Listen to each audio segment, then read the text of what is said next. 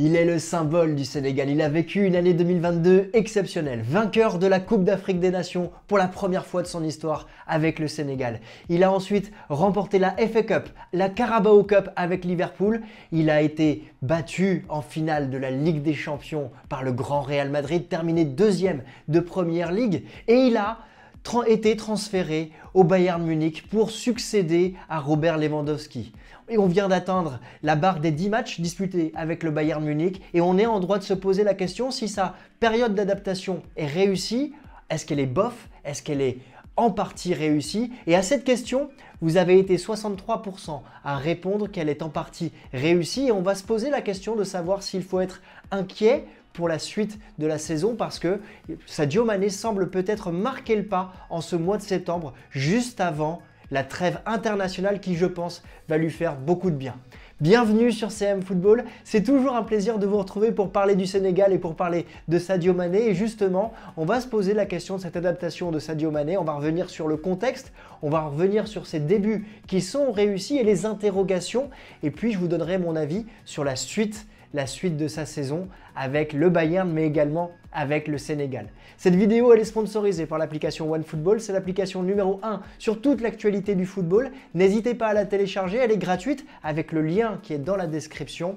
Elle est disponible sur iOS et sur Android et vous pouvez sélectionner le club que vous aimez ou la sélection que vous souhaitez suivre et vous aurez uniquement les informations fiables avec cette application. Donc n'hésitez pas à télécharger avec le lien qui est dans la description. Alors le contexte c'est quoi?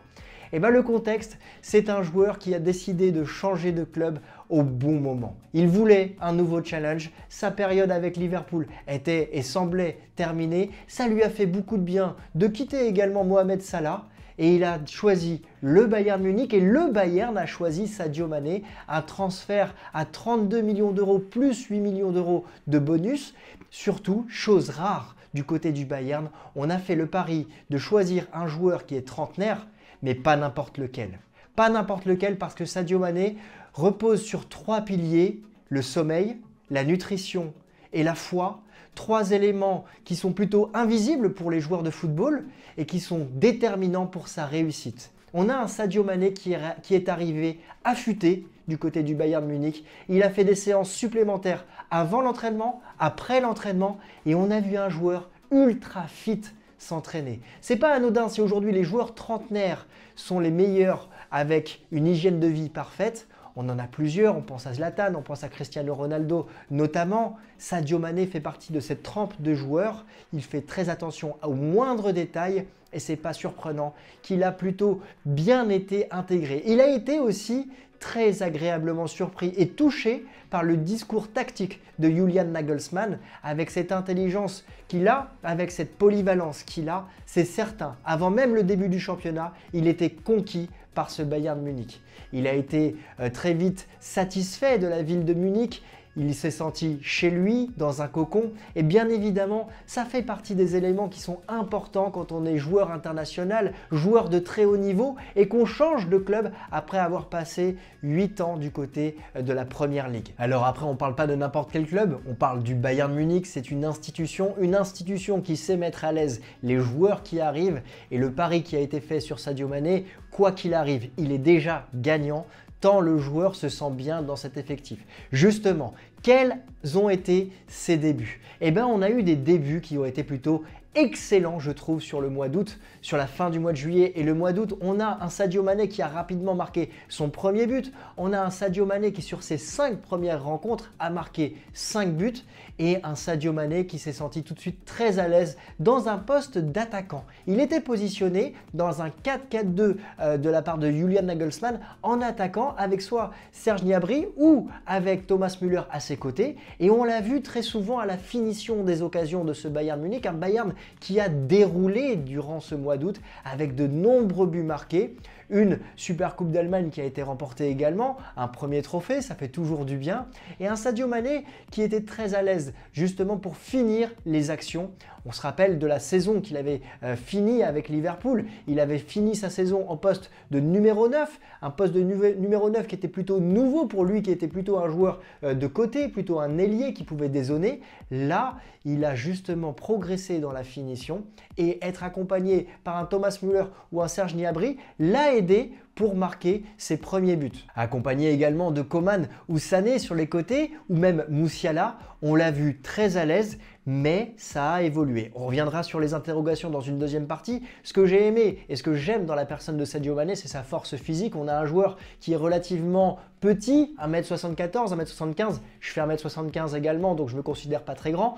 On a un joueur qui va gagner de nombreux duels, qui arrive physiquement à se battre avec l'adversaire et qui sait aussi marquer de la tête. Et là, on a un joueur qui va pouvoir servir dans ce poste de numéro 9 du côté du Bayern Munich. Et dans la chronologie de son transfert vers le Bayern Munich, on a eu des interrogations. Et ces interrogations, elles correspondent également au fait que Sadio Mané n'a pas marqué, n'a plus marqué ou n'a plus pesé de manière décisive sur les rencontres depuis 5 matchs. Ça veut dire qu'il a disputé 10 matchs, les 5 premiers ont été ultra positifs statistiquement, mais les 5 derniers ont été différents. Mais son apport n'a pas été moindre, au contraire. Mais on a un Sadio Mané et un Bayern Munich qui a changé de tactique. On s'est davantage retrouvé avec un 4-2-3-1, avec un Sadio Mané possiblement sur le côté gauche. Et ça, c'est aussi lié au fait que Coman s'est blessé. On l'a vu face au Barça cette semaine.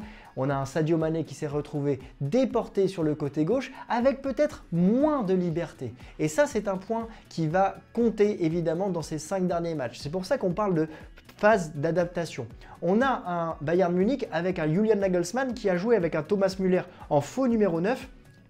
Et le système tactique du côté de Julian Nagelsmann est peut-être plus cadré que ce qu'était celui de Jürgen Klopp.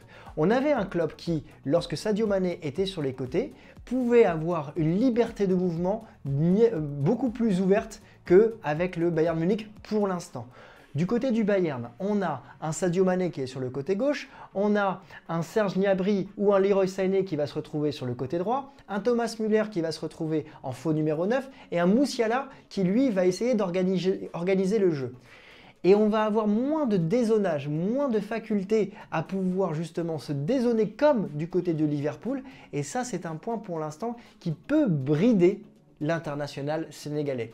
Il y a aussi des connexions à trouver et une entente à trouver avec Alphonso Davies sur le côté gauche. Ça, on ne l'a pas forcément très bien vu, alors que lorsque Musiala est titulaire en poste d'ailier gauche, on a cette connexion qui existe, ils se connaissent depuis plus longtemps. On a un Sadio Mané qui semble un peu bridé et on a vu justement Julian Nagelsmann l'accompagner, lui dire de se lâcher, de prendre confiance en lui et c'est pour moi tout à fait normal à cette période de la saison que Sadio Mané puisse avoir un creux parce qu'il doit digérer la préparation, il doit aussi digérer l'entente avec ses coéquipiers et puis on a des joueurs qui sont différents autour de lui, avec un Thomas Müller qui va moins chercher la profondeur, alors que du côté de Liverpool, on avait un Firmino et un Mohamed Salah qui pouvaient aller chercher cette profondeur et lui rester davantage en retrait. Là, il va falloir s'adapter justement à ce style de jeu.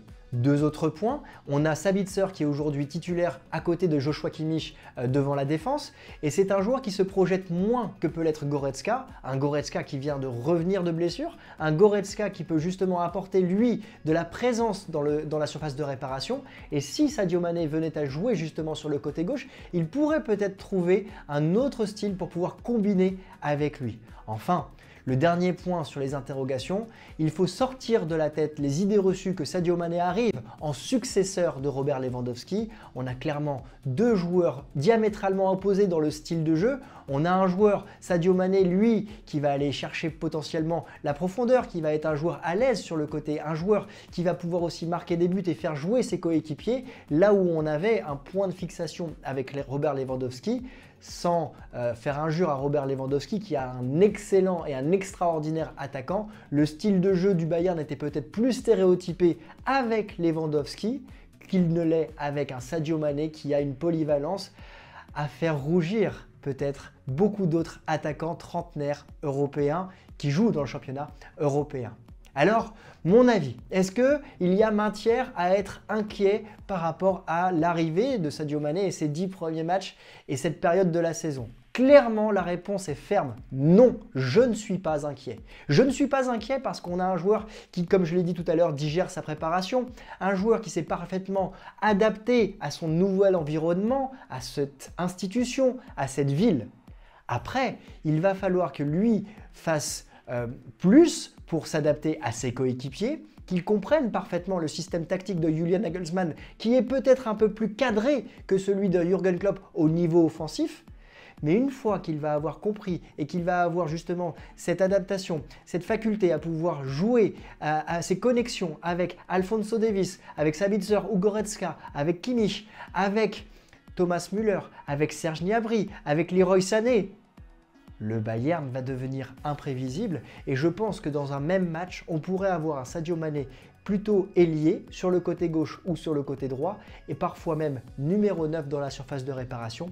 Il va falloir que cette équipe justement puisse capitaliser sur son côté imprévisible pour pouvoir monter en puissance et aller remporter le titre en Bundesliga et surtout aller chercher une place au minimum de demi-finaliste en Ligue des Champions.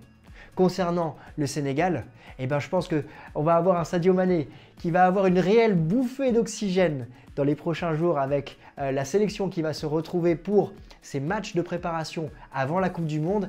Et je vous invite à vous abonner sur la chaîne parce qu'on va se retrouver la semaine prochaine pour évoquer le Qatar 2022, cette Coupe du Monde, avec de nombreuses sélections qui vont être étudiées au quotidien sur la chaîne. Et peut-être qu'on aura rendez-vous avec Sadio Mané et le Sénégal. Alors, dites-moi en commentaire si vous êtes inquiet par rapport à son arrivée au Bayern Munich, à cette période de disette, ces 5 derniers matchs. Il va jouer contre Augsbourg ce week-end et je suis certain, quasi certain, qu'on va avoir Sadio Mané qui devrait retrouver le chemin des filets face au 17e du championnat d'Allemagne. Dites-moi tout ça en commentaire. Si cette vidéo vous a plu, n'hésitez pas à laisser un pouce bleu, à la liker, ça m'aide beaucoup. Et puis nous, on va se retrouver dès lundi pour de nouvelles vidéos sur l'actualité du football. Très bon week-end à tous et à lundi. Ciao.